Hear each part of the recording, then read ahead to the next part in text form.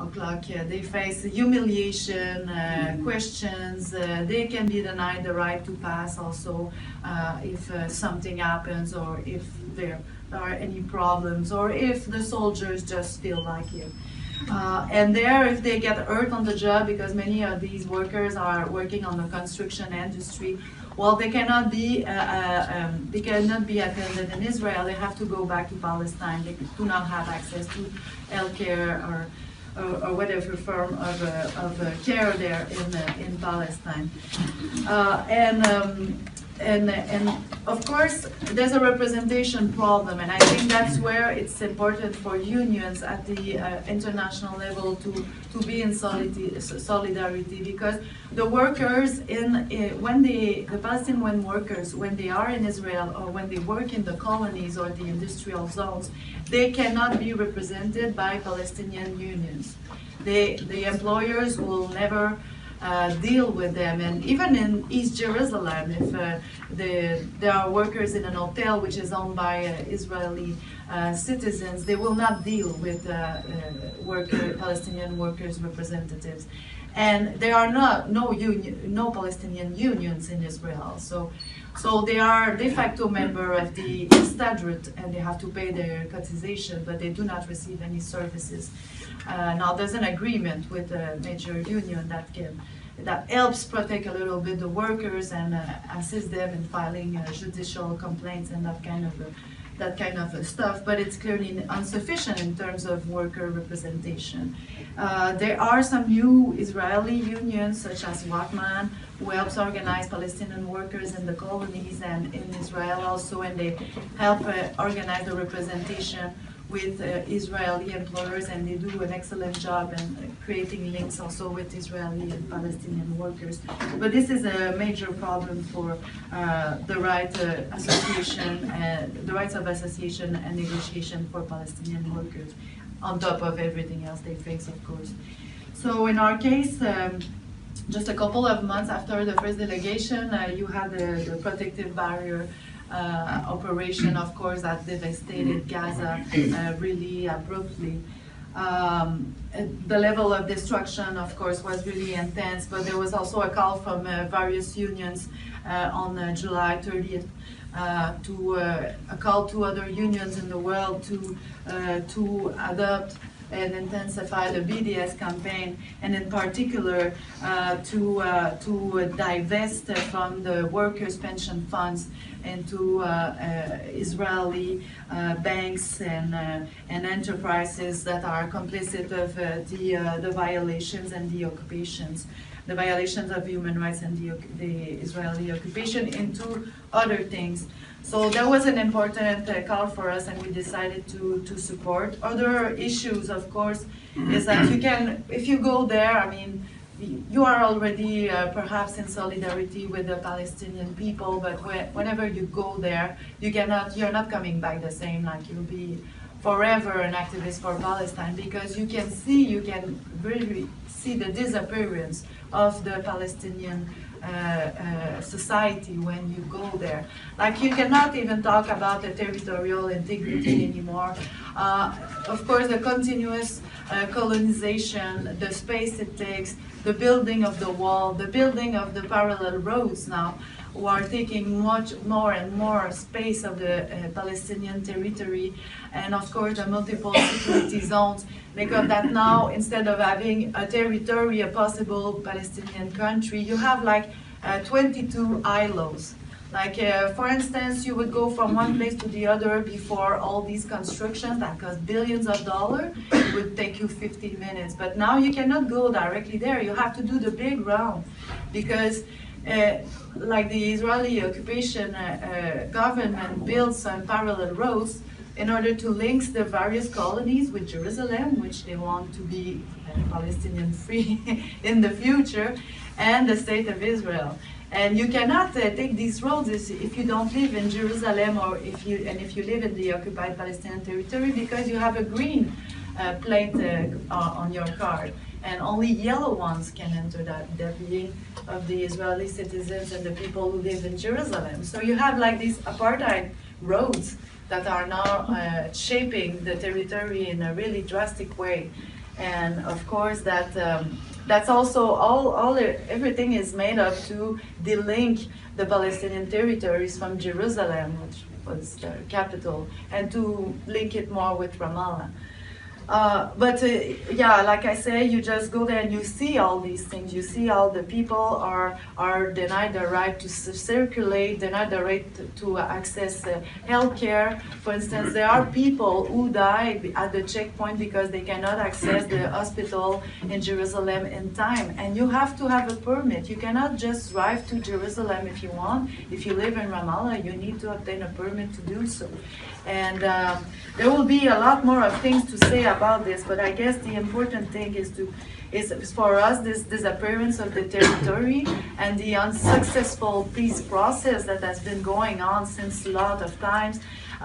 For instance, the Oslo Accord signed in '93 just made the situation worse because it gave, in order to have this possible various unions, we tried to all together after that to raise more awareness about the situation there, to raise more solidarity from the unions. There's an increasing communication between different unions at the global level also to try to make some pressure in order that the rights, fundamental rights of the workers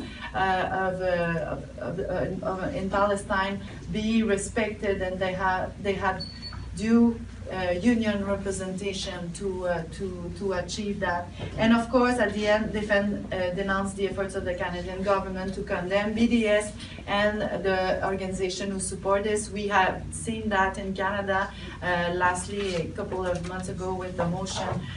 But this has been going on also in other countries in the world as a concerted effort, of course, of the Israeli government to tarnish the BDS and make it vanish, because it does have some effects. That's also an indication that this campaign is producing some results, and they don't like that. And finally, it's saying that I guess the next steps for all of us will be at the World Social Forum in Montreal in August. There will be some comrades from Palestine and Palestinian unions that will come. I know Mike will probably talk about that, have someone from the PGFTU. There will be a space, conferences, of course, and activities on BDS. So I'll stop there and perhaps more info when we discuss. Thank you so much. Merci beaucoup. Our next speaker, Mary Jo from Faculty for Palestine. Thank you. Thanks. I'm going to try really hard to link Faculty for Palestine with the labor question. It's actually not that hard to do, but it's not the first thing that comes to mind, right? So usually when people think of faculty and students, we think, in the academic realm around teaching and learning, etc., and the academic part of it. But there's a bigger story here. So Faculty for Palestine, just quickly, was formed in 2008. Actually here at Ryerson, from a number of faculty from different Ontario universities, both permanent job secure faculty and precarious contract faculty from across Ontario, mirroring the major labor divide here in terms of what's happening in terms of university teaching. From the outset, our work was in terms of our political framework, it was BDS. It took some strategic efforts to get that word out there and to actually act upon that, because it was pretty hard to do at that moment, but that was the political position, BDS in general. So we formed as a committee of the Coalition Against Israeli Apartheid in Toronto, but with a national focus trying to build the movement for faculty from across the country. And in that sense, we were responding to the 2005 BDS call from Palestine, with Natalie talked about in terms of setting up the global picket line around the three demands. Our second sort of political framework was more specific. We endorsed the Palestinian campaign for the academic and cultural boycott of Israel, PACB, which is a more specific call for the boycott of academic institutions. And I'll talk a little bit about that before I go on to the broader labor question. I just want to say all of the things that Natalie pointed out about the working conditions of Palestinians apply to academics in Palestine. Those are our colleagues, those are our co-workers. That's the global picket line. Contesting that is what we stand up for. There's also so the checkpoints, the roads, everything that goes along with the basic infrastructure of the occupation and apartheid. But there's also specific things. So when the wars are, when Israel does its massacres in 2009, 2014, they target schools, they bomb universities. You know, you can't go to work, you can't learn, etc. This is a major part. There's an attack on education that actually affects the working conditions of our colleagues. Other things like permits to bring other faculty in and to do your basic work don't happen. Arrests of teachers, arrests of faculty and students happen as a general rule. So there's the general, then the specific in terms of the working conditions. And our guiding sort of point is to be in touch with PACB and in touch with BDS and our colleagues in Palestine to understand at any given time what are the issues that we're responding to in terms of in terms of that global call. Yeah, so at the time, the call from Palestine and from our colleagues and co-workers there was to actually support the academic boycott and support BDS and build that movement here. This was pretty urgent at the time in Canada, also because university presidents were getting organized themselves to actually attack the academic boycott. There were like 20 letters written at the time, 20 statements that the presidents were using and putting up on the university websites to silence any kind of campus activism and to try and delegitimate the academic boycott, including things like shutting down Israeli Apartheid Week on campuses that students were organizing, etc. So it was a pretty, what we called the silencing campaign was pretty much in effect in trying to sort of regenerate the unfreedom of our Palestinian colleagues here in Canada was happening. So the demonization of the academic boycott was underway. At McMaster University, actually in 2008, there was actually an attempt to ban the words Israeli apartheid. Israeli apartheid was essentially synonymous with BDS and with academic boycott at the time. So basically, there was no organized faculty voice or group in Canada either working for BDS or the academic boycott, and that's the space that we were trying to fill, the political space. So we formed to create that political space on a national level. And to build an activist, BDS activist, faculty-based movement on the ground to create effectual change and to make those links with our colleagues in Palestine. Our first political action was significant in that we formed an open letter in 2008, 2009 and asked faculty across the country to sign the letter. We were actually unsure of how many we would get to sign. We were like, will we get 25? Will we get 50? We don't know, right? Because it hadn't been tested. And to sign on to a BDS-specific letter. So we framed it as a, quote, right to freedom of speech about Palestine for all members of the university, including explicit reference to Israeli apartheid, which was the code for academic boycott, etc. What happened there is that we got over 400 signatures. About 200 of those came in just days after Israel's bombing of Gaza in 2009. And so we knew we had support. We knew it was broader than it gave us the chance to move forward on that surety that faculty were concerned. These were faculty issues and there was a space to move ahead. And we've built from there, including I would say what happened in Canada around Faculty for Palestine mirrored what was happening globally. So now there's the US campaign that was forming around the same time, US ACB, South African campaign, who actually had an actual academic boycott victory in 2010. There's a French campaign in France, RDEEP. There's British campaign, which preceded all of us in BRICUP, and an Indian campaign. So these are all part of what's actually the terrain now. So much has happened since.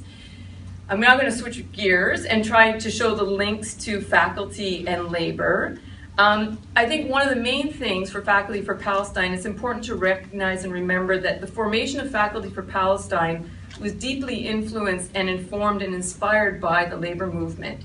So first of all, the biggest BDS victories in Canada at that time had come from unions. So the 2006 CUPE Ontario Resolution 50, supporting BDS, the provincial resolution, and the 2007 or 8, I can't remember the date, of Canadian Union of Postal Workers at the national level were major victories, and we were moving in at that terrain, and that actually was very inspiring and also showed us we learned from that. Many of us were active in that.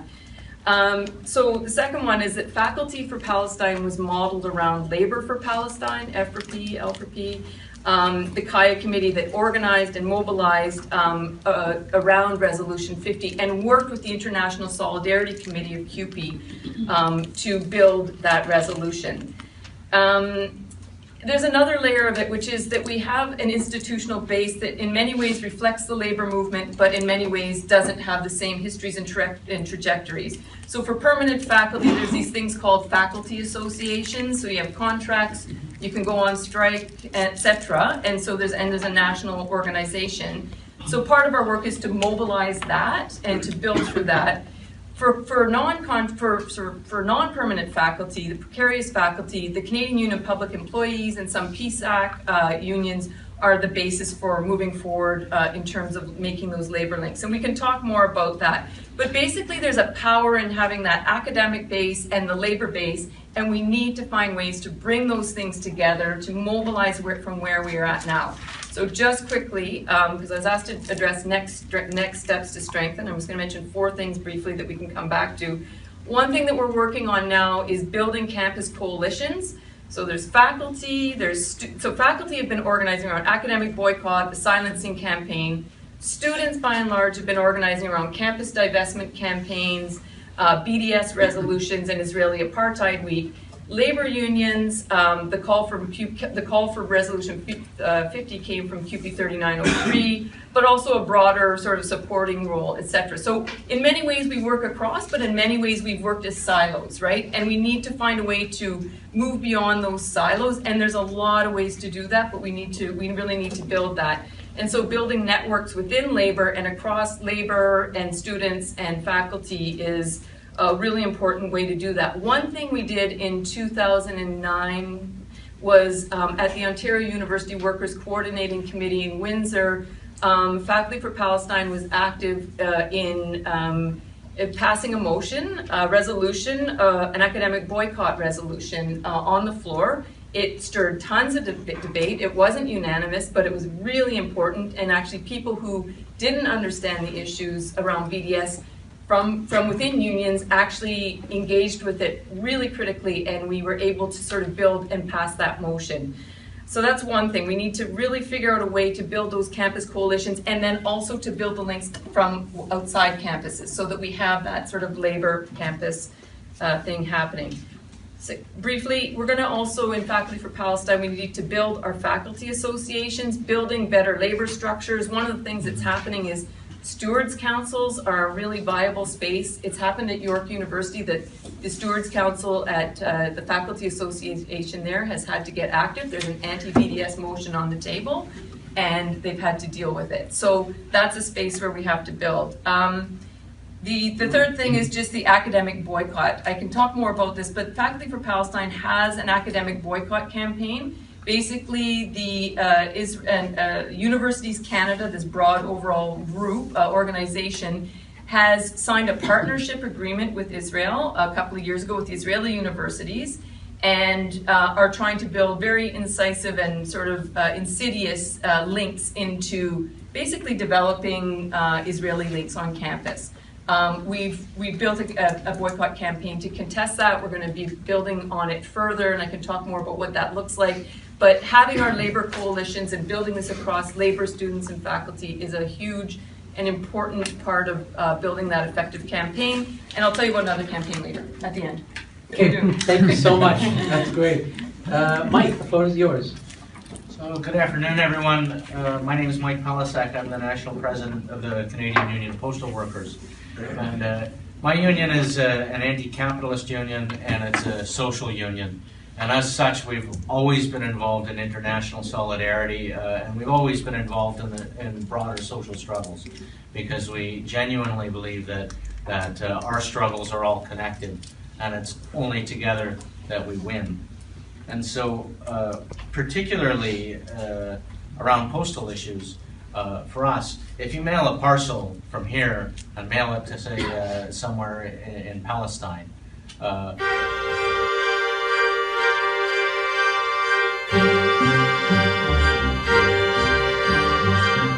The رادیو پیام تنها رادیو فارسی زبان در شرق کانادا است که از ساعت 2:30 بعد از ظهر به وقت هالیفکس 10 شب تهران روزهای شنبه به مدت 2 ساعت روی طول موج FM 88.1 به روی آنتن می رود. برای اطلاعات بیشتر و همچنین برنامه‌های گذشته به وبسایت ما www.radiopayam.ca مراجعه کنید.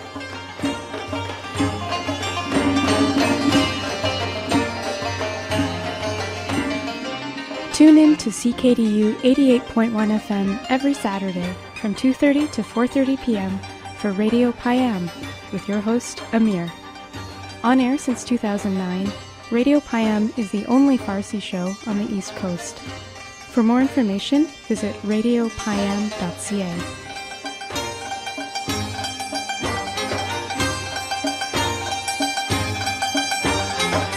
گر بر فلکم دست بودی چون یزدان، برداشتمی من این فلک را ز میان. از نو فلکی دگر چنان ساختمی، کآزاده به کام دل رسیدی آسان.